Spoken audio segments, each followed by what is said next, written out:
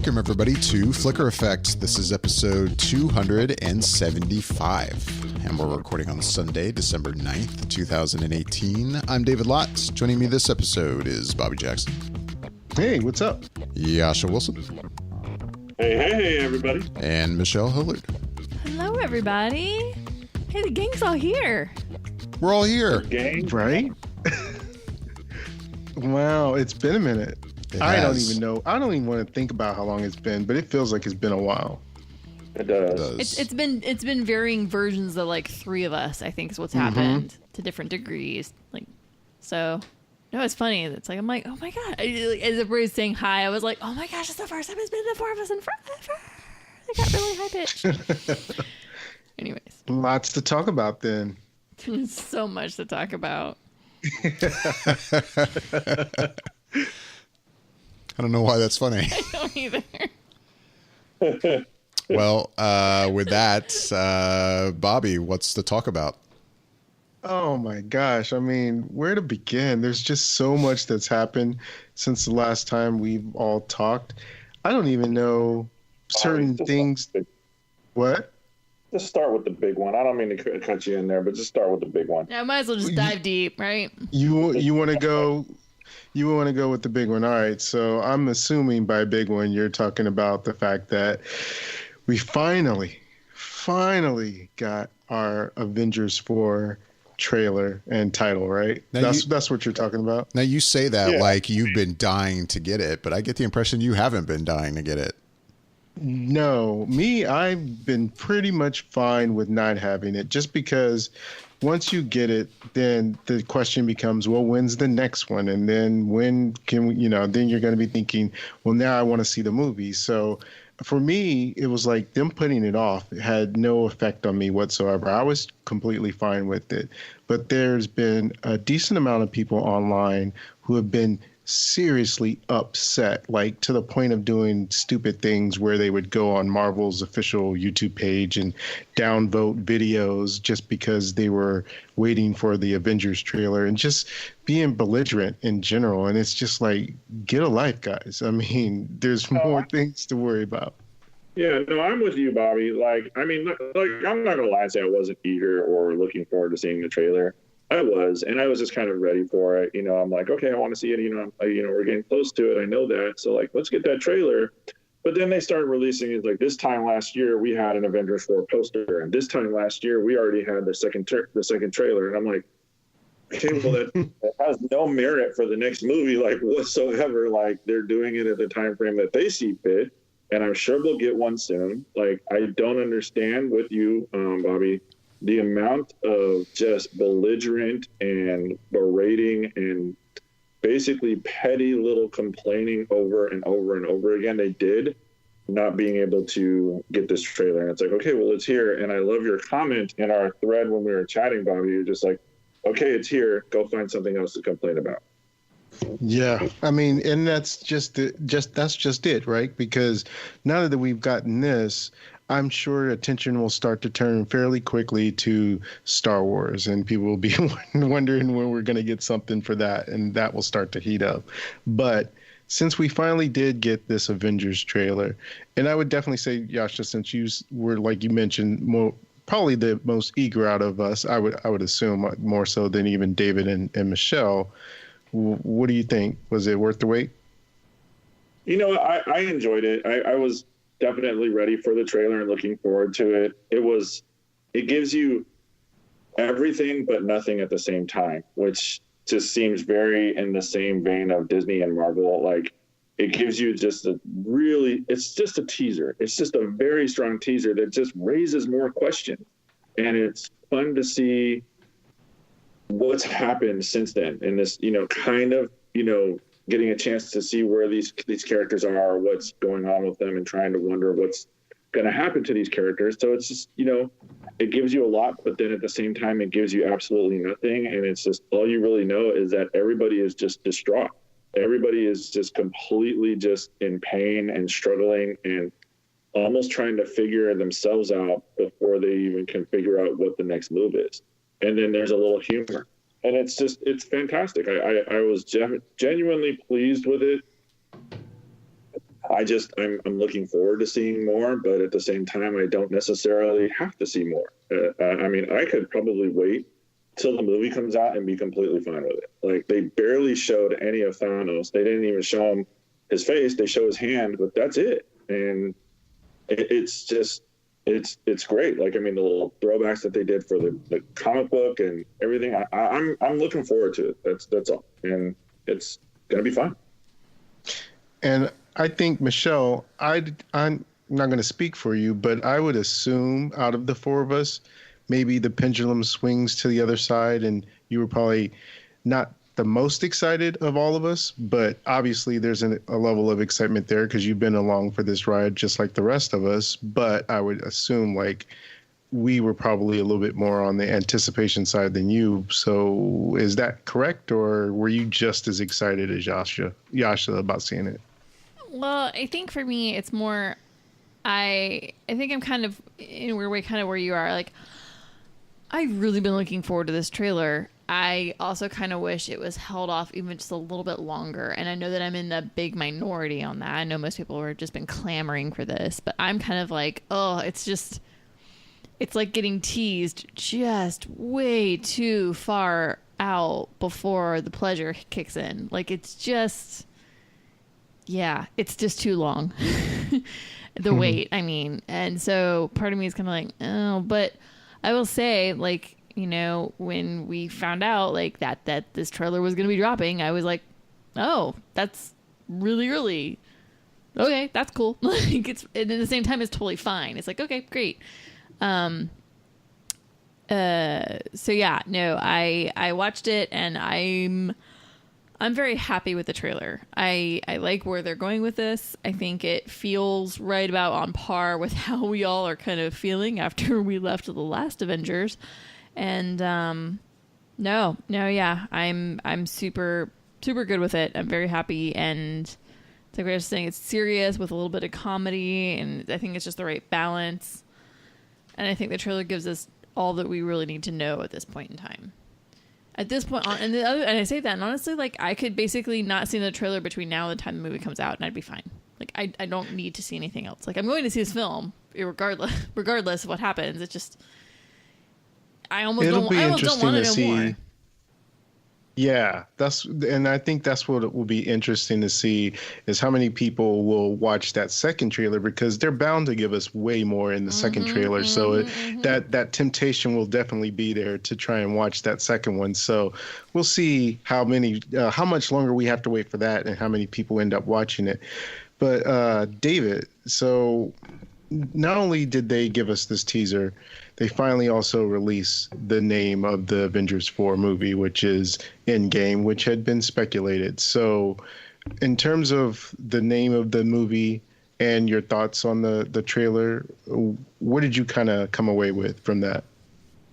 I guess to answer your first question about the name, I mean, I like it. I mean, it had seemed that name had been going around so much just before this finally dropped that it almost seemed like that was the obvious, like, okay, well, this seems like it's definitely happening. It's going to be Endgame, right? Like, just the buzz around that as the title seems so constant that I wasn't surprised. If anything, when I watched the trailer sitting in an airport a couple days ago, I was scrolling through Twitter. I just opened Twitter up, and like the first thing I see this image of Tony Stark, and I'm like, wait, is that it? I just immediately click on it, start watching it. I didn't even see if it showed the title in the post, so I didn't know the title until right at the end of the teaser when it shows it.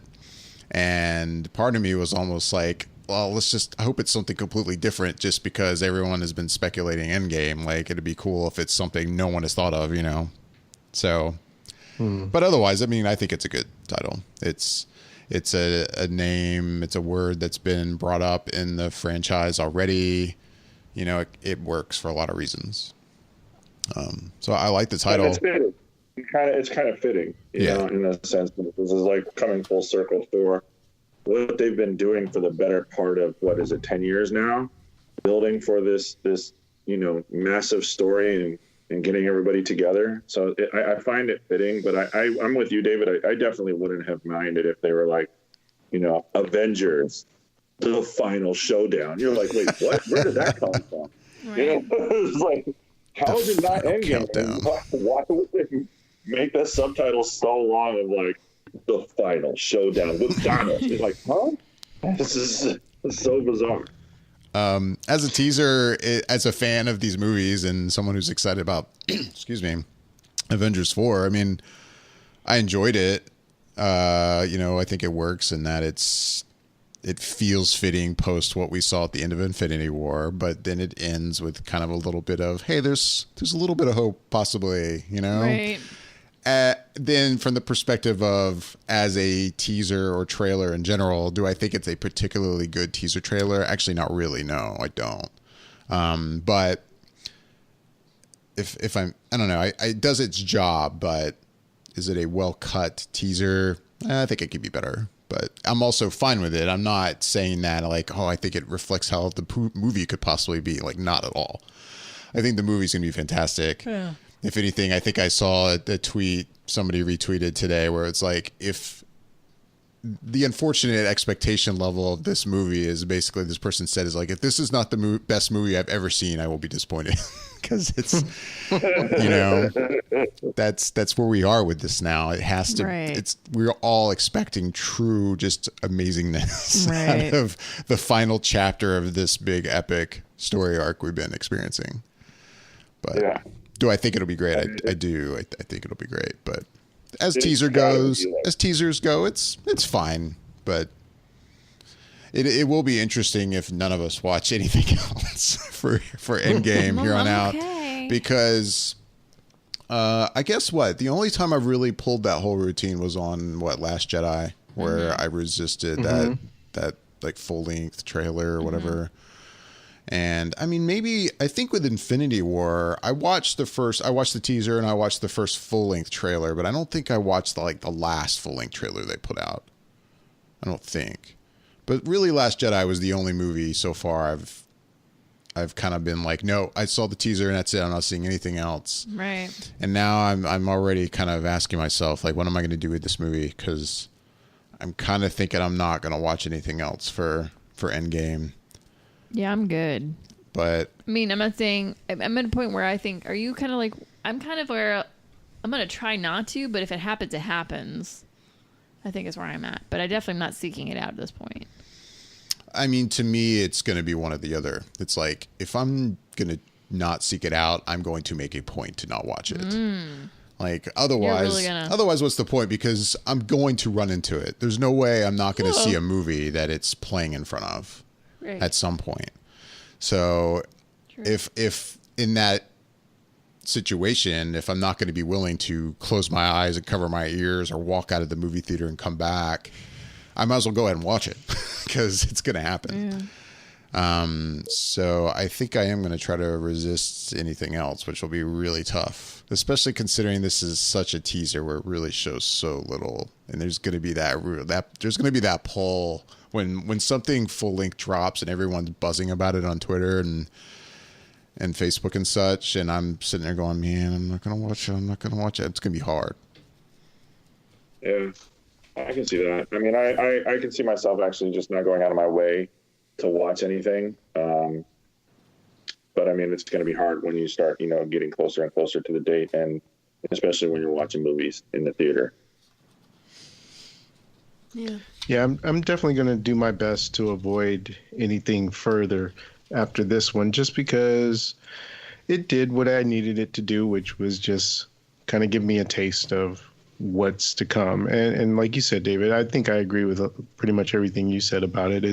It did its job, and I don't think I went into it with any expectations of seeing much from this next movie. I figured they would kind of play their cards close to the vest, and they did. And so, all I needed to see was just enough of scenes of the next movie, and that would be, that would have to be enough to satisfy me until the movie comes out, because I already knew ahead of time that I wouldn't probably watch anything beyond just the first look that they give us.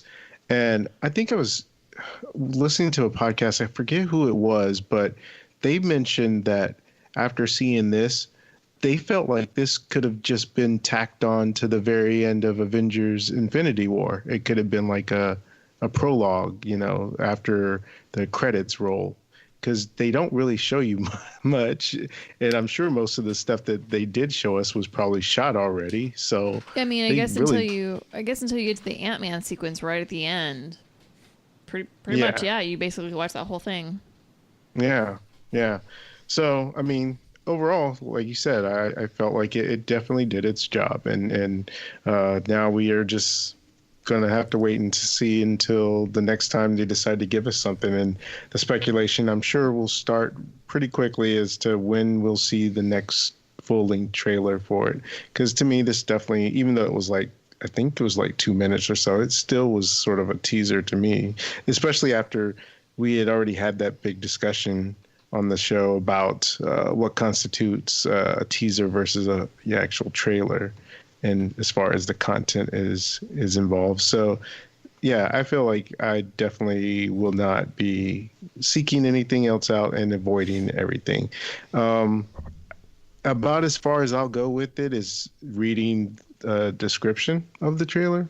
I just probably won't look at it visually, so because I will be curious as to see what was shown in it, but to see it actually in motion, I'll probably skip that part. Yeah. Well, it wasn't the only thing that Marvel graced us with this week. Obviously, there had been talk that we were getting this Avengers trailer this week and had been pushed and all that, but we had also known that we were going to get this Captain Marvel second trailer that finally dropped. And it was interesting that their strategy was to release that, and then they were supposed to release the Avengers trailer on Wednesday, and that just ended up being pushed for the day of mourning for President George Bush. So we got this second trailer, and I think a lot of people, I was looking online and seeing what a lot of people were saying about it, and I found the take sort of interesting, but more so than myself, I'm more curious what you guys thought, because to me, it felt like something that everyone was waiting for it, but still knowing that Avengers was on the horizon, it was like, okay, we got this. Now let's get that Avengers trailer. So just taking it from the trailer itself, Michelle, what did you think of this second trailer for Captain Marvel? I'll be honest, like I enjoy it, but I think it's frustrating because I feel like it just gives away way too much of the story, and I feel like I'm just going to be saying this about almost every trailer that comes out now, from now until eternity. I guess I've officially hit that age where I'm like, it tells you too many things. Like, that's just my go-to now. But honestly, like, I'm watching, I'm just like, wow, you're getting a lot of story in this trailer, and it's exciting, and I'm looking forward to this film, but I really wish, there's a part of me that kind of wishes now I hadn't watched it. Like, I'm kind of like, I really just kind of wanted to go and enjoy this movie. Like, I want to know all the things. And like, there's a final shot of her, and just in her awesome glory, like out in space, in like, I guess what's probably gonna be the Endgame costume set for her piece for this film. And I'm just like, I don't want to see that top in the movie. Like, I was just like, God damn it. Like, it's so, I liked what I saw, but I'm angry that I saw it. Like, you know, like, yeah, I want just, I guess I have to stop watching trailers, I think, unfortunately. It's come to that, Michelle. I think I'm there. I'm just I'm just not gonna watch trailers anymore. That's it. Or at least not the second trailer. I'll watch one trailer, then I'm like, I'm good, I'm out, peace, good to go. Maybe that's where I need to be now. But so yeah, I'm that old person now that says that. I'm not, they gave me too much of this story. That's me. It's me now. I own it. Were you thinking the same thing, David? No, actually, no. Because I mean, I guess what are you referring to, Michelle? Kind of like how it talks about like what race she is and how like they turned her into.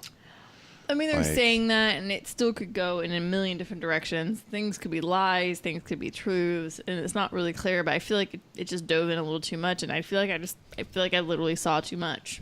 I don't know, because usually I feel that way with a trailer when it really goes into what appears to be a lot of detail about the story arc. Mm-hmm. And I don't feel like this trailer does that. I mean, it gives some more information about, so who is she?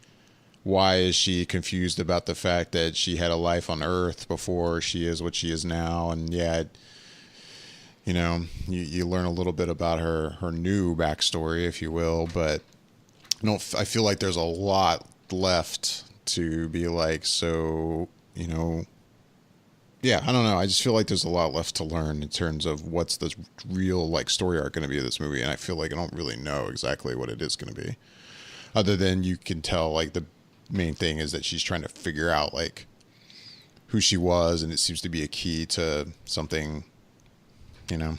I don't know, am I making sense? Yeah, and I agree, it's still kind of up in the air, and there's still a lot of room for clarification when we see the film, and that's great and all, but I will say I feel like visually I even just saw a bunch of stuff and I was just like, you know, I don't. Well, I mean, I was saying all that, and the average film goer, the average person is just going to be like, oh cool, it's awesome, but even a slight knowledge of the history is kind of like, oh, I'm seeing things that are kind of down the road, basically. Yeah, I guess I just didn't feel that way. Like, if anything, in the teaser that dropped, I was surprised to see the shot of her with like the helmet. I was expecting that to be kind of held off maybe for this trailer, but we had already even seen that. Like, so seeing it again, if not a little more footage of it in this trailer, was like, okay, well, here it is. We've already seen it. It's cat's out of the bag. Like, they're doing it, which is cool. It looks great. Right. Like, I mean, in general, I walked away from the trailer going, I mean, it looks good. I wasn't like blown away by it, but I'm excited about it anyway, you know. If anything, I'm going to say something that I don't know, is maybe I'll be curious to hear if you guys think I'm crazy or not, but I feel like I like Brie Larson a lot, and I think she's going to be great in this role, but I'm going to be honest. In the two trailers I've seen, I will admit her line delivery, part of me is kind of, I don't know. Yeah. like I really hope she's much better in this film than she sounds in the trailer, because I will say the lines I hear coming out of her in the trailer, I'm kind of like, it doesn't less than impressive. It is. And it doesn't sound natural, or I don't know if that's a way to criticize it, but something sounds off. Yeah, I'd agree. Okay. You know, my impressions of the trailer were, it's harder for me just because I know so much about the character and what I'm expecting in a visual sense of what I'm going to look at. And the trailer, I think, serves a purpose for people who aren't as familiar with her, and giving some of that sort of backstory of who the Skrull are and the Kree, and just kind of giving a little bit of information as well as being able to really kind of show some visual aspects to the character. And I think that was needed. I know for Michelle, it seems like it was a little too much, but I think for the average Joe who just sees that it's another Marvel movie, they may have needed some of that to just kind of convince them to come around. But from my standpoint, it was like, it was fine and it was good, but it didn't make me any more excited to see it. I'm still anxious to see it, and I still think it's going to be good, but it didn't move the needle a lot for me in terms of my excitement level. Other than that last part when she's in space and she's full on doing her Captain Marvel thing, and that part was like, okay, that's what I want to see more of. And I have the suspicion that because they haven't given us too much of story, and because of the nature of the enemy we're dealing with, there's a lot more to see in the movie, and once we actually sit down and watch it. So they can't do too much in these trailers right now. So that's sort of at least my perspective I'm going with. But yeah, I definitely, that was my biggest takeaway, honestly, was that with Brie Larson, it was just like hearing her talk, and it just sounds a little flat, and there's no, it doesn't sound dynamic at all. It just kind of sounds like a line read, and it didn't seem to evoke any punch to it. And so, yeah, I am just hoping that's kind of just within the context of the trailer. And once I sit down and watch it and really get into it, it feels a little bit different. But, Yasha, did you have specific thoughts on what you were thinking when you saw this trailer? You know, I liked the first trailer more than I liked the second trailer. I thought that it just gave it, I don't want to say too much, because I understand where Michelle's coming from, but I think, Bobby, you hit it on the nail on the head there when it's just like, this is an explanation a little bit more as to like who this character is, because I've had people ask me, like, who is she and why should I care? And it's just like, okay, well, she's a total badass, and, you know, like, get ready, because she should be like the turning point when it comes to a lot of the stories that we're going to see in the upcoming, you know, year or the upcoming years, you know, when it comes to her character. I didn't get anything more from the character, or this trailer, I should say, aside from like seeing her in a finished product and, you know, doing her thing. It's like, oh, okay, cool. I can't wait to see more of that. But aside from that, I was just kind of like you, David, like, I mean, I think Brie Larson is a fantastic actress, and she has an amazing talent. And she did sound very lackluster and kind of monotone every single time that she spoke. And I'm just like, we're going to get more, right? Like, please don't tell me it just sounds like you're going to be reciting things when you go in there and, you know, and do this role, because as a character, as a person, you know, they've been going after top level talent for these roles so that they can be more than just somebody up there reciting, in my opinion. Right. So I'm definitely interested, and it hasn't changed my, you know, desire to see the movie anymore. It hasn't necessarily increased it at all. I'm, you know, like I said, I liked the first trailer more. I found the second trailer was okay. I felt that it was a little predictable, especially with the dialogue towards the end, but it was what it was. And it's like, I'm looking forward to just seeing the movie at this point. I don't need to see anything else, and I probably won't actively seek out to see anything else.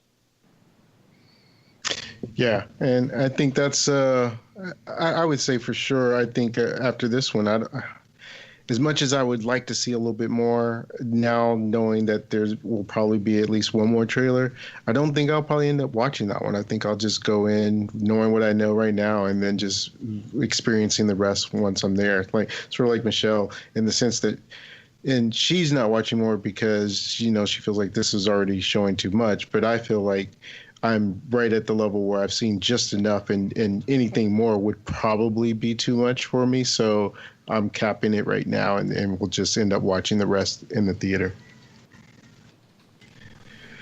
So I think Marvel had one more movie that they were planning to show some previews for, and I should say it's specifically Marvel, but Sony and Marvel. And that was Spider-Man Far From Home. They had planned to show the trailer on Saturday because there's a Brazilian Expo Comic-Con that they have there that's been going on this week. And Spider-Man was supposed to be shown after after it was shown there. And we didn't get it. And apparently it's been delayed. And the rumors I heard was that it's delayed until the 18th. So we still have to wait a little bit longer, but not too much longer. And for anyone that wants to know, there is a description of what was shown that's out there online. I won't ruin it just for anyone who doesn't want to know or wants to wait until they actually see the trailer. So it is out there for anyone that's interested. So moving from the trailer stuff, let's actually get into some stuff we've actually watched, full-length picture movie-wise. Actual movies. I've or watched things this shows. week. I've watched Michelle, things. You have? I have. I've watched Do things. tell. It's been amazing. Well, I'd like to hear these things. I'll say so. I've seen a movie. which is impressive. I know, right? And I've also watched half of a full season of a show, so that's pretty good. Get out. I know, right? Oh, it's exciting. And I almost feel like I can't even really talk about the show without talking about Golden Globe nominations. Okay. I mean, go ahead. We can talk about what else. I won't stop you. But- I won't stop you. Go ahead. So You're our awards guru. Talk about the I Golden am. You are. Oh. Okay. You're the awards correspondent. It is true, Michelle. You used to talk so much about how you'd have like the sheets ready and you'd have your parties and stuff. So, you are the go-to. I will say, though, when it comes to Golden Globes, I take it with a grain of salt. The Golden Globes, I think the Golden Globes are a lot of fun. And a lot of people can say they're a prelude to what's going to happen with the Oscars, but I think the Golden Globes are a ton of fun. And real quick, I'll get out of the way this whole Kevin Hart thing real fast. Let's just jump into that and get back out of it. And you want to get into it. Well, I mean, we're going to talk about it. Might as well talk about it. Yeah, it's not that much to talk about. So, yeah. So, the Noms were supposed to come out on Monday, but because of the Bush funeral and respects, they got pushed back to Wednesday, Thursday? No, I can't remember, but they got pushed back. And so then they did them. But at some point along the line, it was announced that Kevin Hart was going to be the host for the Golden Globes. And everybody was like, oh my God, this is going to be...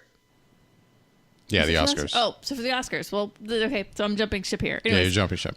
We're going to go back to the Oscars. So, Oscars. So it came out that he was going to be doing host for the Oscars. And I felt like most people were kind of like, oh, this could be kind of fun. Well, apparently there's a large group of people that did not think this is going to be so much fun. Gave him a bunch of crap, and now he stepped down. Yeah, but you should say why they gave him crap. I mean, they didn't just give him crap because they didn't like him.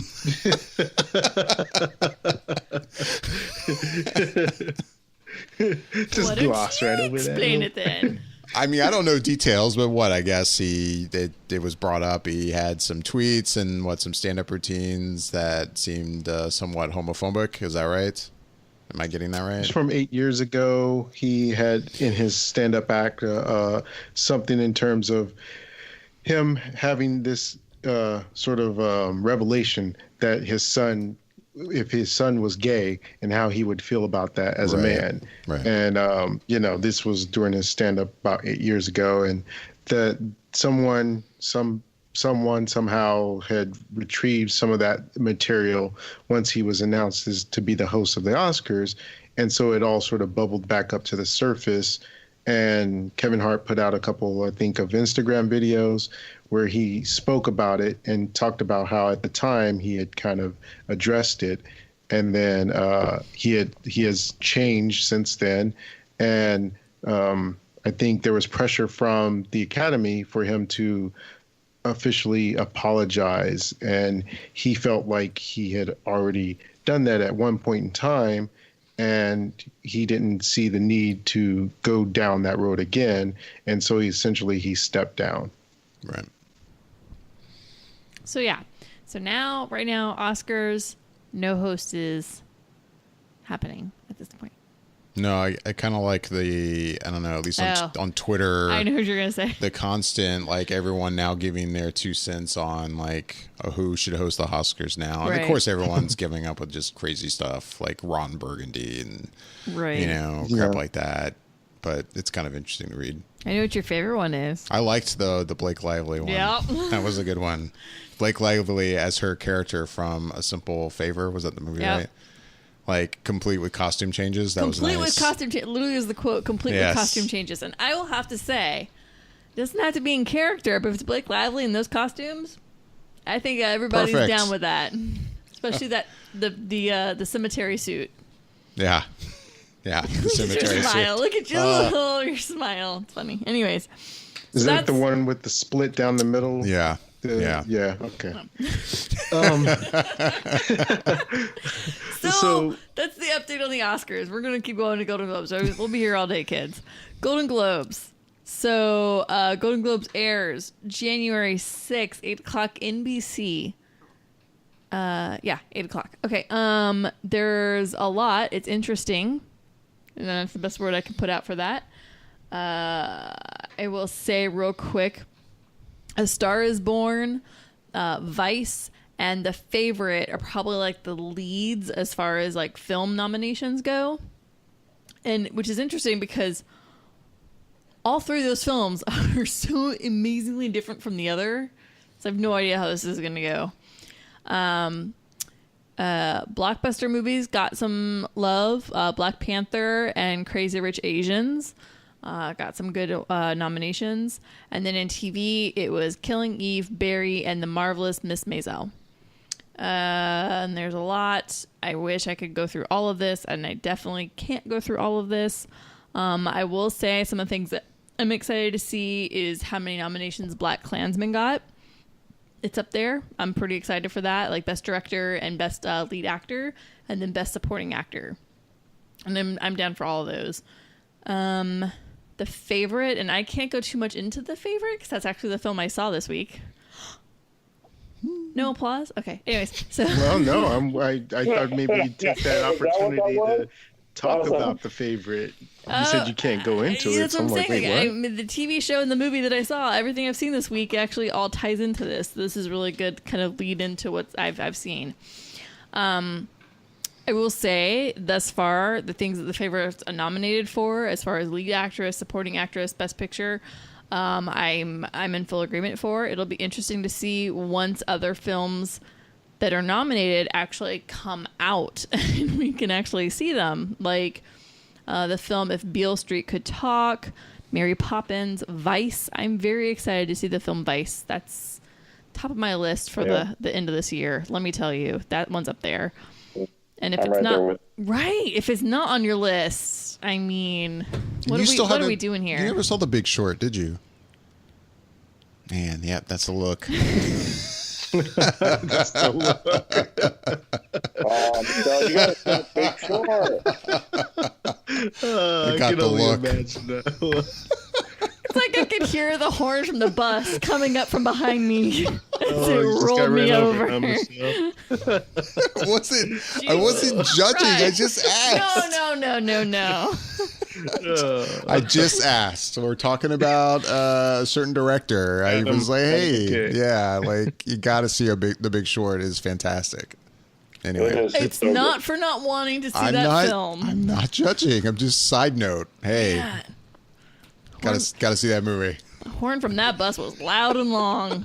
Jesus. Anyways, Bohemian Rhapsody got some good noms. I don't know if that's going to happen, but we'll see what happens because I will say it's the Golden Globes, and I feel like it's a big crapshoot most of the time. Let me jump down to TV a little bit here. Oh, actually, real quick. So, Best Motion Picture Animated. Incredibles 2, Isle of Dogs, Mirai, which I don't know what that is, Ralph Breaks the Internet, and Spider-Man Into the Spider-Verse. One, I'm excited to see Spider-Man Into the Spider-Verse. It's one that's coming in next week. When are we seeing that? Next week? Week after? I forget. Anyways. Some people have seen it already. Yeah, we'll get to that. See, this is what I'm saying. Golden Globes really feeds into everything we're going to talk about here. I will say, I feel like this category is going to come down to two films. It's going to come down to Spider-Man and Incredibles 2. That's my guess. I think it's literally a coin toss at this point. No takers on that one. No, Okay. No, I mean, there's definitely some stuff to talk about with that, but I'm still waiting for you to talk about The Favorite and the show that you actually watched.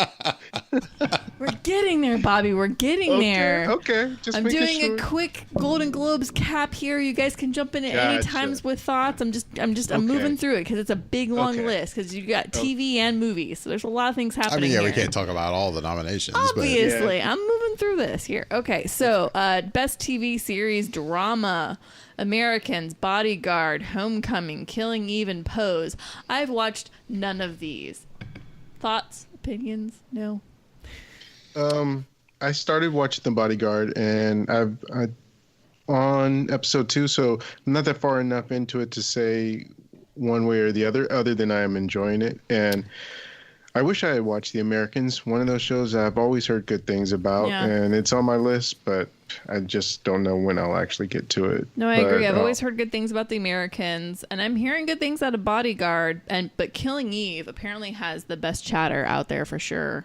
And I've seen that one, and it is good. But Yeah. I am curious if they will give it to The Americans because this was this final season, so it may be sort of a, legacy kind of give me award. Right. But I don't know. I that's where I'm leaning though. I've seen none of these other than I saw like most of the first season of The Americans, which it was excellent. Right. But Best TV series, musical, or comedy, we've got Barry, The Good Place, Kidding, The Kaminsky Method, and Marvelous Miss Maisel. I will say what I've seen of Barry I liked. The Good Place, I apparently am just not the person for The Good Place. I've watched enough of The Good Place to have a decision on it, and honestly, like, I'm not, it doesn't do anything for me. I don't hate it. It's just not a show I ever got into. If it was me, I would go all the way for The Good Place. I absolutely love that show. It's one of my favorite comedies in the last few years. And I think, though, it will get... I'm watching Marvelous Mrs. Maisel right now, and I'm kind of going up and down on how much I'm enjoying it. It's certainly... There's aspects of it that I don't know that I care for. It's a very... I guess the best way to describe it is people who enjoyed the Gilmore Girls, it's from the same people. And there's a certain sort of cadence in which they talk. And it's like, really, does everyone on the street could be that quick with their wit and that smart to come back so quickly? I don't know. It gets kind of annoying that everyone can seem to talk that way. And sometimes, but then other times it's just really well done, and then it sort of shines. So I'm kind of having a love-hate thing with it right now, but we'll see how it goes once I finish the whole season. It's kind of like, in a way, I guess, David, you love Aaron Sorkin for The West Wing.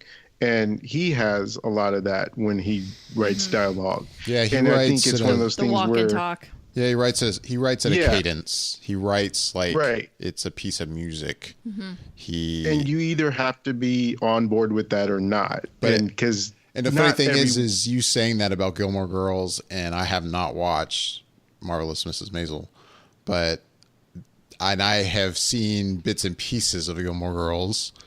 And that's been the one thing that always drives me nuts about it when I've watched clips. When I sit there and I walk in and I watch the clips, my takeaway has always been, God damn, this is so unrealistic. Like, the way these people don't talk like that. Yeah. And I say that, and I was just thinking it as you said that, and I was thinking, but I'm also a West Wing fan. I'm also an Aaron Sorkin fan, but I feel like it's different. Like, it to is. me, because Aaron Sorkin, like I'm saying, it's a certain type of cadence that, yes, is it unrealistic? Most likely, yes. But it's done in a way that works for me for some reason compared to the writing I would always see in Gilmore Girls, or at least the delivery in Gilmore Girls, which was just like, no one speaks like this. I couldn't deal with it. I'm super coming back to this conversation topic. Yeah, no, I mean, I'm right there with David too. So, but like I said, there's times when it's done well on the show that I'm for Mrs. Maisel, and then other times where I'm just like, this is just not who talks this fast in this way and this back and forth. But overall, I'm still enjoying it. There's a lot I like about it, so I'm continuing on with it. But I sidetracked you, Michelle. It's okay. Continue. No, I was going to say, I know that Yash is a fan of The Good Place. Right. I am. I'm a huge fan. Just like Bobby said, it's like, I mean, it's become one of my favorite comedies as we move forward. I am so interested and invested to see what happens next because it's so silly but so much fun.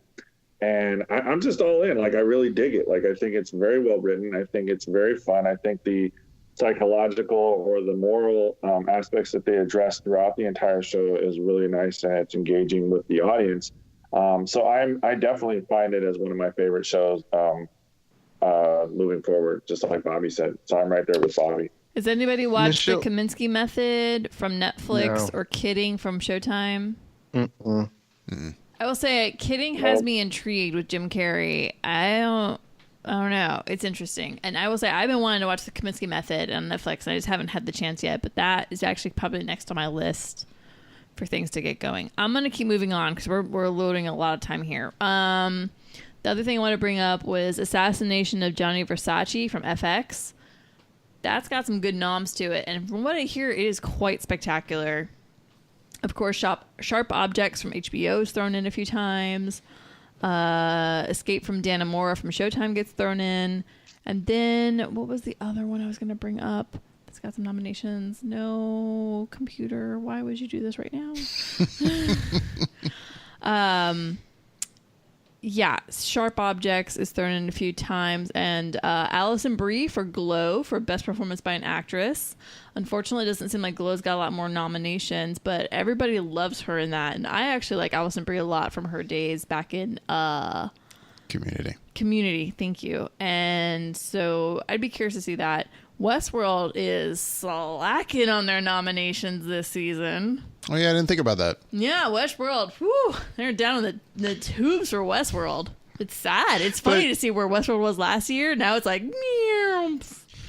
So one thing about that real quick, and I don't know how you guys will answer this, or even if it bothers or needs an answer, but if everyone everyone who pays attention to this stuff is all in on the joke that the Golden Globes are kind of like, it's a party and who cares, blah, blah, blah.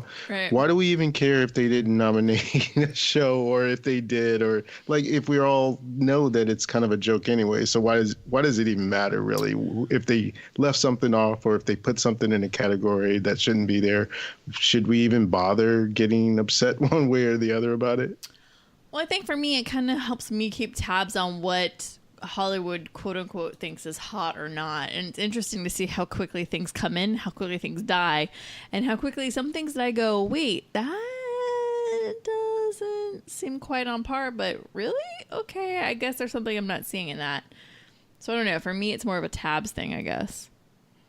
I mean, I'm with you in terms of, I mean, yeah. For instance, you just said the thing about Westworld. I was like, oh wait, I didn't realize. Yeah, where's Westworld? But Tandy Newton has a nom. But I mean, the Golden Globes. Right. I mean, and here's the thing: is I will say, season 2 of *Handmaid's Tale*, was it as good as the first? No, but was it still a baller season? Yeah. And it's got like 2 nominations. That's it. And it was nominated in almost every effing category last season. Right. So yeah, I gotta take this with a grain of salt. And even Atlanta has 1 nomination, one for its last season. That's all I'll say is it's the Golden Globes. Right, exactly. Yeah, it's the Golden Globes. The way I look at it is that, from the way it's been explained to me and the way I understand it, is the people who nominate for the Golden Globes is the Hollywood Foreign Press. And that's made up of about 70 to 90 journalists that live in America but write for foreign publications. And their thing is they've always been enamored with Hollywood and its stars. So from what I understand, they tend to nominate new things, new shinies, because, well, last year I already met Donald Glover, so I want to meet such and such this year. So why don't we give the nominations to this one so we can see and meet and schmooze with these people? So to me, it makes sense if that's legitimately how it is.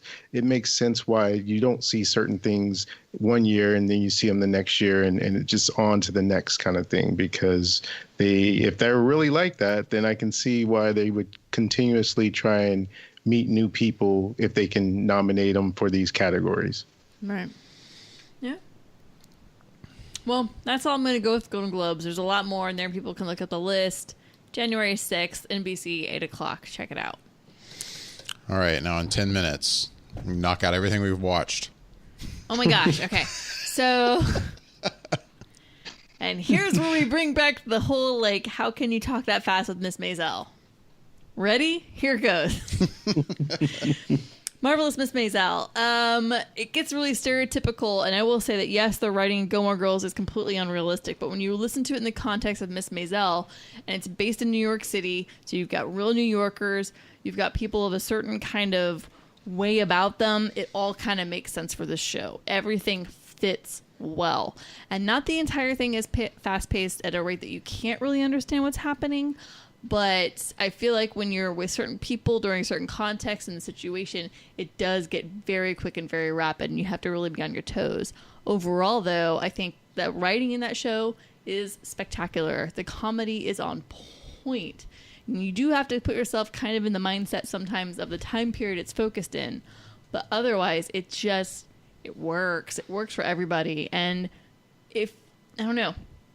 I thought the season 1 was great. I'm about halfway through season 2 right now, and I'm loving it. This show makes me, and season 1 did this too, but honestly, like, this show makes me laugh so hard. I've literally had tears in my eyes. I've been laughing so hard, especially this first episode for season 2.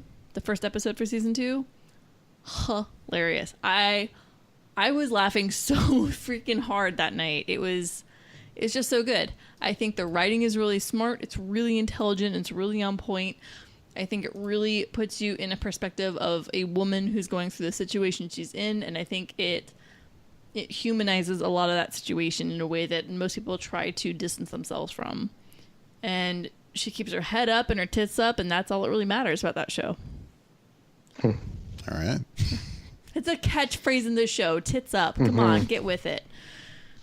David's looking at me like, wait, did she just say that? I just said, all right. So no, I love Marvelous Miss Maisel, and I think people should get on board. It is really, really excellent writing. Plus season 2 has my boyfriend in it, so I'm super down with that. Zachary Levi. Wait, before you get lost into thought, tell us about your movie that you watched. He really wants to hear about the movie. I do. Well, here's the thing about the movie. I can't give away too much because David and I did a spoiler effect last night on The Favorite. No, we still talk about the movie. We're just not going to talk about spoilers here. Thought. Oh, yeah, I know. I'm going to give my general idea on it, but I mean, I'm not... anyways. So The Favorite. It is a film done by, what's his name, the director? Now I don't have it in front of me. I feel like I gotta look at his name. David says it so well. He pronounces it super spectacularly. Like I couldn't do it. But he's really good at it. You couldn't do it. Oh wait, I brought up The Favorite. Hold on. I have to see his name to be able to say this now because it's real quick. Yorgos Lanthimos. Yorgos Lanthimos. You go, boy. You speak that Greek speak. Who previously directed The Lobster. I was just about to say who directed The Lobster. That you hated. That I did not like at all. I watched this film, and I will say it is definitely one of my favorites of the year. I enjoyed the hell out of it. I thought it was ridiculously smart and funny, and it was dark in certain aspects, just in the right way, just enough. And I don't know. I felt like this movie, I don't know. It captures kind of a moment in time and a certain feeling amongst women and power and struggles and life. And it was really good. I recommend it. And I saw it as well. And I couldn't agree more. I don't know. I have nothing different to say about The Favorite. I thought it was great. I thought all the acting in it was great. I thought performances were really good. Nicholas Holt's character, Nicholas Hoult in this movie is so much fun to watch.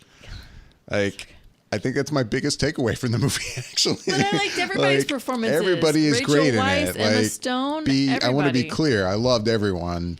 And it is interesting. We talked about this on Spoiler Effect, the nominations for the Golden Globes and how the Queen, played by Olivia Colman, is nominated as lead actress, but Emma Stone and Rachel Weisz being nominated as supporting actresses is an interesting move.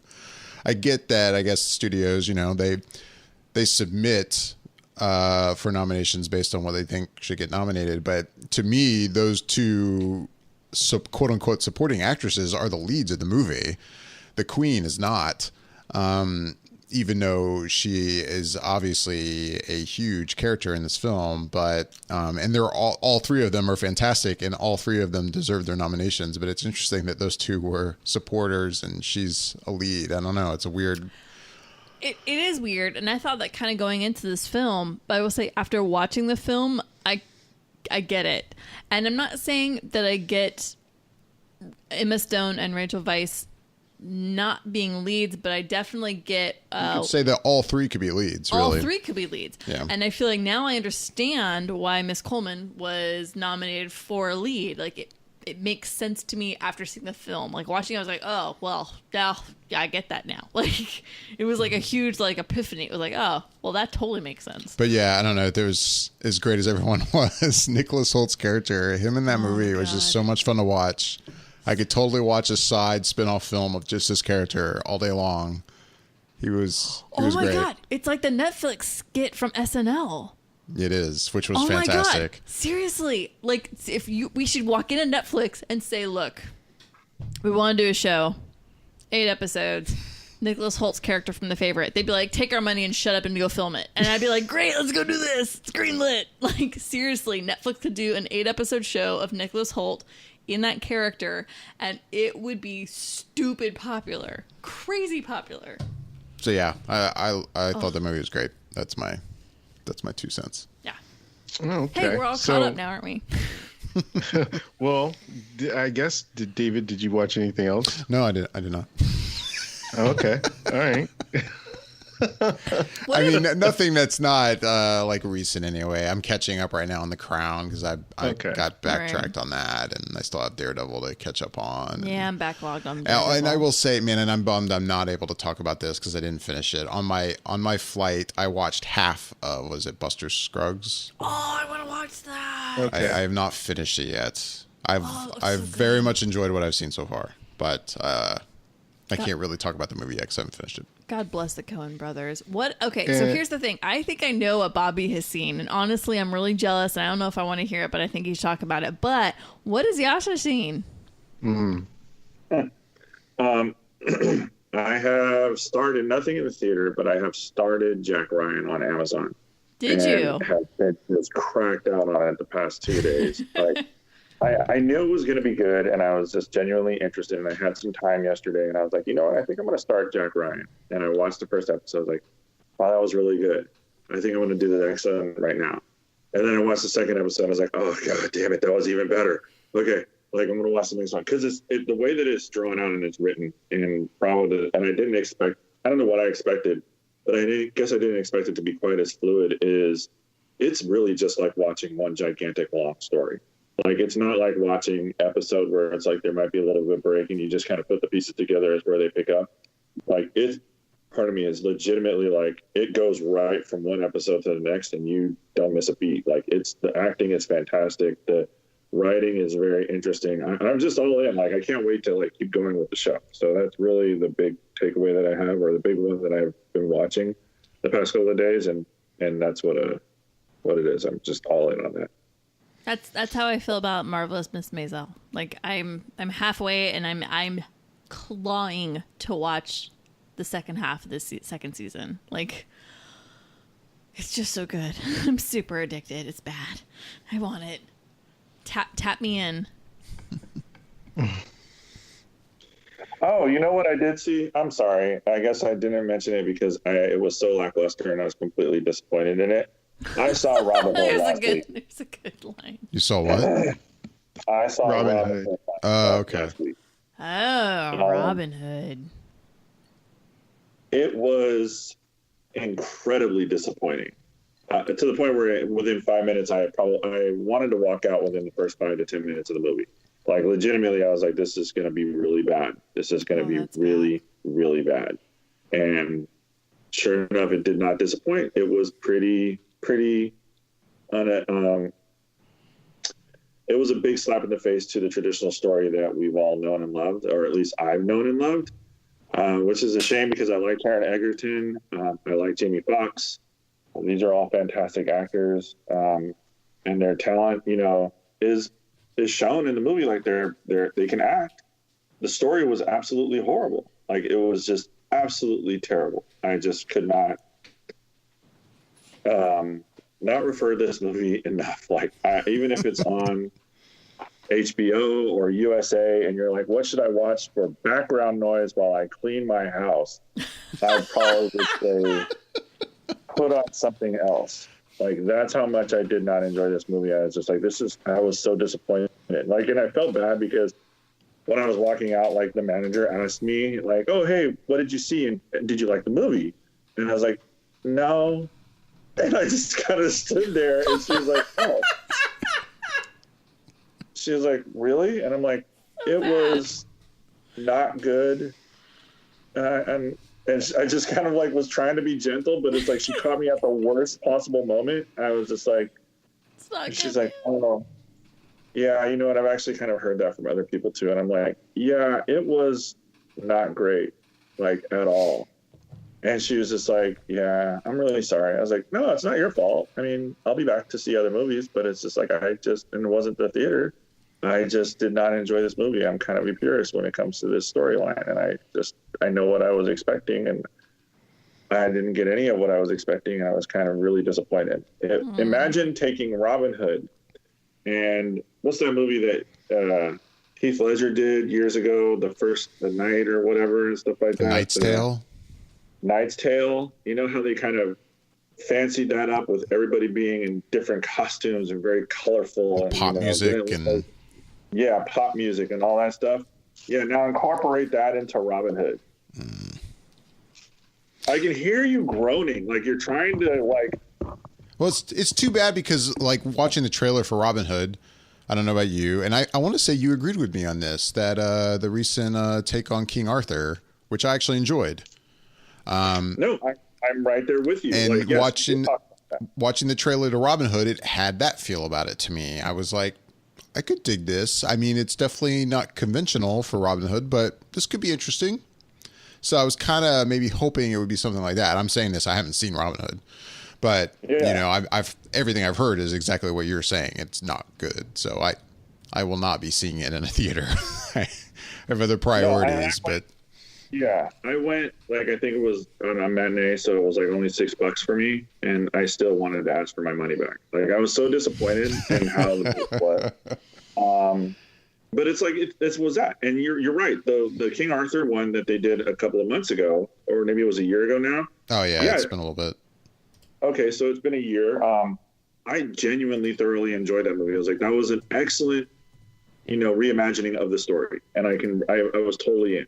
Like, I mean, it's a shame because I know they're not going to do a sequel because it's doing so poorly. But I'm with you, David. Like, we both really liked it. Seeing this movie, I could not wait to get out of the theater because I was like, this is so over the top, just not great, not good.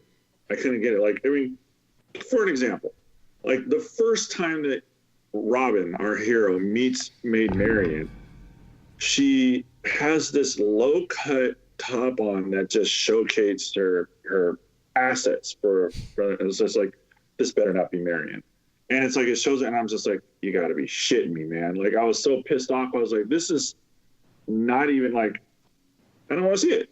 I was like, I'm not against it if it calls for the type of role that, when it comes to some of these characters, but like the very first image that we have of her is, you don't even see her face, you see her cleavage. And I'm just like, okay.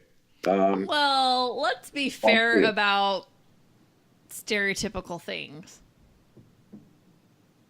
And? I'm just saying, when most gentlemen who are intrigued by the opposite sex, what's one of the first things that they do notice in her? Oh, okay, look, I'm not against it. I'm saying, but I'm not saying... like, no, but I get what you're saying, Michelle. You just don't want to look at Maid Marian in that way. No, it's not even that. It was just like... It's just gratuitous. Okay. It was the very first thing that you see. Like, it was like, she had her face covered, and you didn't even see her face. You saw her eyes and her cleavage. Like, that's it. Like, and she was a thief. Like, what in the holy fuck? Like, it's so far from the story it's supposed to be. Like, I was just like, no. I almost got up and was like, yo, I need my money back. I have an emergency or something like that. I gotta go. But I was like, you know what? I'm here. I'm going to give it a shot. Maybe the action or the fight scenes will be cool and stuff like that. But I was done. I was just like, this is stupid. It was really stupid. Like, it was just depressingly bad. Like, imagine that movie with Heath Ledger. I can't, for whatever reason, can't keep remembering it. Mix that with the Robin Hood that Kevin Costner did, and then and change it completely, and maybe you'll get it. Like, that's how far off it was. And it's like they set it up for a huge sequel, and you just know that it's not going to get it. And I'm so glad that it's not. Gotcha. Yeah, I was going to see it, but I just kept seeing so much bad stuff about it. I was just like, well, I think I'll skip this that. one and maybe catch it later. Maybe. Yeah. My 3 hours of life are precious nowadays. Oh, it's like, I mean, it's failed on a epic scale. Like, I mean, Yeah. with a production budget for $100 million, it's only made domestically 27. Like, it is beyond a mistake. Like, it's just like, shit, that didn't work at all. And I'm just like, it was bad. It was not great, not good. And maybe I'm talking it up a little bit too much now, but it's like, at the same time, it's like, no, don't bother. Well, I guess that's all we got for today, right? That's the end of the show. That's it? Whoa. Slow your roll. Oh, Michelle, I'm looking out for you. You I get it. I'm on East Coast time here, but my point is hold on a second there, Bobby. I know there's at least minimally one film you've seen that I've got to know what your thoughts are. Not like, obviously not spoilers, but because I'm going to see it this week. I'm very excited. It's going to be really awesome. And with this said, before you get into this, so you're going to talk about a certain movie that you saw before everybody else. Right. And I don't know about everybody else here, but I'm cool with hearing your opinion on this because basically I've heard nothing but good things about this movie. This is true. With that said, it sounds like, and I don't know if you've decided yet, if you might get to see also an early screening of another movie coming up, Aquaman. Oh. Have you decided, do you go into that or not? I did try to see if I can get the tickets for it. If I do get it, then I'll try and go. But my hesitation was because it's 3D IMAX, and I'd rather see it in just regular IMAX as opposed to the 3D aspect. But I figure I'll give it a try. It's a screening for next Thursday night at 7. So we'll see. But I was gonna say, like, when it comes to that, if you were to see that early, I'd be like, I don't want to hear your opinion yet. Like, for some reason, I think because I'm still skeptical of that movie, I'm like, I want to go into that as blindly as I can with not many reactions in my head. But this movie, I'm kind of comfortable with. So let's hear it. Go for it. All right. Well, okay. I can't get into this movie without talking about my other movies. I'll make it really quick, though. I did see Ballad of Buster Scruggs on Netflix. And what I'll say about it is, for anyone that doesn't know, is these 6 mini stories as a movie, sort of like The Twilight Zone, the movie, where they just little vignettes of other stories tied together. And there's no connective tissue between them. They're just all individual stories. And it's, my biggest takeaway from that is that it's shot very, very, very well. Like, it's just beautiful to look at, just because of that scenery, that background that they have of this Old West. And it just looks really, really good. The stories themselves, they're all pretty interesting, and they varied from good to, now, I wouldn't say any of them were bad, but overall, the whole thing just kind of left me feel like I needed to watch something that was very uplifting afterwards, because there's one particular story that's just seems hateful and cruel for no reason but to just be hateful and cruel. And I don't know if David's gotten to that one yet. Yeah, I think I saw the one you're talking about. Yeah, and it's just like, wow, why? I mean, it's well done and everything, but it's just so depressing. But I saw you write a response tweet to somebody else, I think, about that, and before I had watched it, and then I got to that one and finished it, and I was like, oh, this must have been the one. You know it when you see it for sure, because it leaves an impression. It's pretty fucked up. I mean, it's definitely well done and all those things. But yeah, it's definitely not the uplifting Christmas movie of the year if you're looking for something like that. Wow. Okay. Yeah, no, but I definitely would suggest it. I absolutely say it's worth watching, but you just have to be in the right mindset for it, I think. Another movie I saw that was on YouTube, actually, is called Bodied. And this is about this guy who's in college, and he's doing his thesis on battle rap.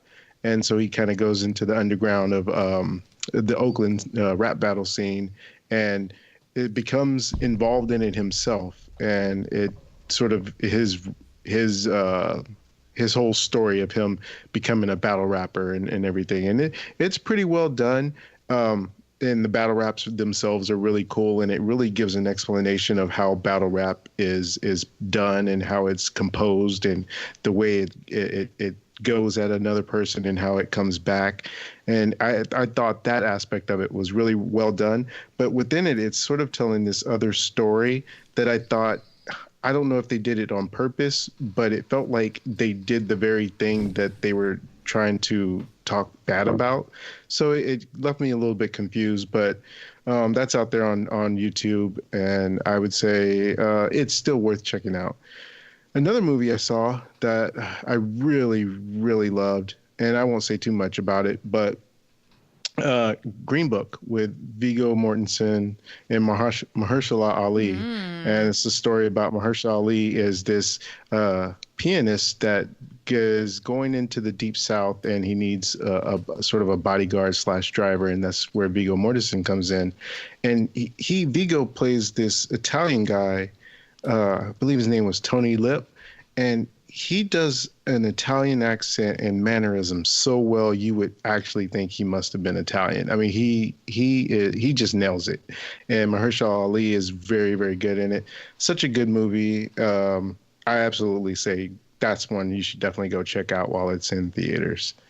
Now that brings me to the movie we've all been sort of alluding to. And last week, I got a chance to go watch a special screening of Spider-Man Into the Spider-Verse. And for anyone who's sort of been tapped into the wherewithal of everything, you've seen that it's got a 100% on Rotten Tomatoes, and all the reviews. What's that? I said it did. Oh, did it come down a little? Yeah, it came down to 99. That one guy. Yeah, that one guy who's like, you know what? I don't understand why everybody likes this movie so much. It's just Spider-Man. Yeah, well, okay. So there's always one dude. God knows why. Well, if you take that guy out of it and then just really look at other people who are legitimately giving their thoughts on it, it's been very glowing. Lots of people saying it's their favorite Spider-Man movie, bar none, live action or no. And some of them even going as far as to say it's their favorite superhero movie of the year, which includes Black Panther, Infinity War, Incredibles 2, if you want to say that. So, yeah, I got a chance to see it. And I would say there's very few times in life when something can be hyped up and you still believe the hype after you've seen it. And this is one of those movies. It's like the hype is real and it's something special. And I think if you go see it, make sure you stay all the way to the very end. There's something at the end for everyone. And it's just very heartfelt and heartwarming, but the humor is there that you love from that character and other characters. And it's just all comes together so well. And the animation is just like a comic book come to life onto the screen with almost like you can see the texture of the page. It's so phenomenal. And I can't wait to see it again. So in a nutshell, that's my thoughts on Spider-Man Into the Spider-Verse. It is absolutely as advertised and so good. That's kind of how I envisioned it when I see it. Like the trailer, it's just like it looks really like a comic book, legit, without sounding cliche, coming to life in front of you, which is just animation. But I mean, the special effects or the effects and the animation just look so brilliant and so beautiful. I'm really excited to see this movie. Yeah, I think I talked to a guy the other day who isn't a big animation person, and he absolutely loved it. And he was like, I went into it not that big on seeing an animated movie. And in fact, it'd probably be something I'd really rather watch at home. But he just absolutely could not, stop talking about it. So if even people like that can go and get something out of it, that really tells you something. So they've already said that there's going to be a sequel to this one and a spinoff featuring female spider women type people, and so have that to look forward to. But they said this one took about 3 years to make, so I would imagine if that's the same timeline, then we won't see a sequel until about 2021. So definitely got some time on that one. But yeah, everyone should go see this one when it comes out. And one last movie I did get a chance to see, which was yesterday, and there was an advanced screening of the movie Bumblebee that came out, and so I got a chance to watch that. I forgot you got to see that one. You watched that movie? You watched that movie? Yeah. Uh-huh. Okay. I was under the impression that you were done with Transformers movies. No, I've maintained that this one had something a little bit different going into it that I wanted to see it first. The fact that well, Michael Bay is not at the director's helm. It's Travis Knight, who did Kubo and the Two Strings and among some of the other Leica stuff. So that was a differentiator. And then when those trailers started coming out, it just looked like something more familiar to me from being a kid that grew up in the 80s and seeing that aspect. So I will say flat out, this movie is better than all the Transformers sequels. It's like right there. I like the first Transformers movie, and I'd say it lives somewhere within that realm and maybe slightly above it in some ways. There's still some things that carry over from that series that I'm not a big fan of, but for the most part, I think they did such a really good job of condensing this down to something that matters, where it's the character and keeping it sort of to just a few Transformers to make the action look better and have more of stakes to it, and just overall a way better, well done job than those other Transformers movies. And if they were to soft reboot this and make more in this vein, then I would definitely go watch some of those sequels to this. But yeah, I would say this is a fresh start if they are doing the series again, and this is one people should check out if they've been burnt out on Transformers like I have. Yeah, that's a really good way to say it. I'm actually really excited to see Bumblebee. More and more trailers I see, I'm ready for it. Yep. So there you go. That's all I've watched. There it is. Yeah, the Twitter reactions I've been seeing for Bumblebee, which I think I started seeing most of that the past couple days, have been pretty raving as well. Like maybe not quite as high as the stuff I've been seeing for Into the Spider-Verse, but way up there. Yeah. So that's cool. All right. Well, I guess that's good. We're gonna wrap things up.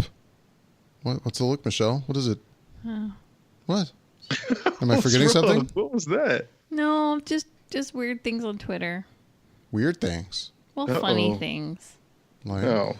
Like the whole so Avengers 4, and then instead of saying Endgame, what would be the last text you sent? That would be the next thing. That's hilarious, by the way. People, you need to get on this. Last text. Okay. I've seen this, cause obviously this was before the trailer dropped. I saw the last song you listened to. Okay. I've seen the last message you sent, right? Some of them are pretty good. Not gonna lie. Some of them are pretty awesome. Look into that. Also, apparently NASA and Marvel are having some Twitter conversations. Like, how would NASA handle going to rescue Mr. Stark? Oh, okay. Apparently this is a thing. Apparently people are literally messaging NASA asking to save Tony Stark. Okay. I'm going through it now. It's amazing. It's magical. So yeah, get on that, people. NASA replied. NASA totally replied. It literally says, "We would like to request everyone if you'd stop messaging us about rescuing Mr. Stark from space." And then the other one that really is amazing is NASA saying, "Okay, Marvel, look, we hear you. We're working on it. Help us out here. You help us help you." This is a magical thing happening. People get on it. I'm just saying. And one last thing to note, if you want to go down a rabbit hole for a few hours, this is where you do it, kids. I just saw that Venom has passed $850 million globally. So there's that. Wow. That is insane. Who would have ever guessed? All right, well, on that note, Never guessed that. I No. would have never guessed that. I would have never guessed that high. Like, never, ever, no way. I was like, oh, it'll do well, but it won't do that great. What? $850 million? The fuck out of here. I think I read a something, and I don't know where it's at now, but something that said that if Venom keeps up at this pace, or even still just a little bit more, it will have passed the global take of Spider-Man: Homecoming, which I wouldn't have guessed a Venom movie without Spider-Man would pass up a Spider-Man movie. So Right? that's pretty crazy. Well, with that, we're going to wrap things up. As always, we'd love to hear back from everybody listening. You can email us at feedback@flickereffect.com. If you have any questions or comments, you can hit us up on Twitter and Instagram at @flicker_effect. You can also find our side spin-off show, Spoiler Effect, where we sit down right after we see a movie to talk about the movie, spoilers and all. As we mentioned, the last one Michelle and I just did was The Favorite, which by the time this is posted will also be posted. So check that out. And we'll probably be recording another one here pretty soon, Thursday night, for Into the Spider-Verse. Yay. So that's coming. And then a week after that, got the Aquaman tickets too. So, and I need to get Bumblebee tickets. That needs to happen. Bumblebee, Yeah. Mary Poppins. Mary Poppins, yeah. There's a lot of things that you still need to watch Mary Poppins. By the way, I'll say this. So, yeah, I mean, if for some reason that movie's out by the time we record again, but that's 2 weeks from now, right? Mm-hmm. Mm-hmm. I've been torn about that, by the way. Like, Yeah, me too. I'm kind of leaning towards seeing Mary Poppins Returns without seeing the first movie. Just to have that. I'm going the other way. Just to have that perspective of, I'm kind of curious to watch it without the other movie in mind. My right eye just went from not even twitching to just full closure. It just literally went like, I can't even twitch as a thought. It just went to full closure. Well, no, hear me out. I'm saying this. I think in my heart. I'm saying this. I can't breathe. I can't even get it out now. I can't breathe over here. Hold on. You're reacting like I'm saying I'm never going to see Mary Poppins. That's not what I'm saying. She's got the same reaction that Fred Sanford has when someone says something. She's like clutching her heart, like she's getting ready to have a heart attack. I'm not saying I'm never going to see the movie. I'm coming home. I'm coming. I'm saying I'm kind of curious to see it as a movie completely standing on its own, having not seen the first movie. And then after I see it, I will watch Mary Poppins. Before we record the episode, Michelle. She's over there like leaning back, fanning herself. By the way, she's nowhere near her microphone anymore. Anyway. There's like a sharp pain in my chest. Because I'm not going to see it before the second movie? Seriously, my anxiety level has risen like 30%. Oh, man. Anyway. Yeah, with that. My heart hurts. With that, I'm David Lott. Bobby Jackson. I'm Yasha Wilson. I'm Michelle Hillard.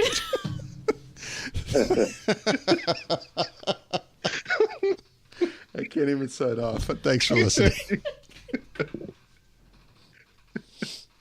Oh, man. Seriously, there's like a pain in my chest. It's really tight right now. Oh, I like that this caught you completely off guard. Like, you didn't know that this was what David had planned. So. Look at my heart is like fracturing right now. Oh, man. Oh, that's good stuff. Whew. Man, that's Like how Yash is like, I'm out. You people are fucking crazy. He's like not even responding. He's like, I can't even handle this bullshit. Oh boy. Woo. All right.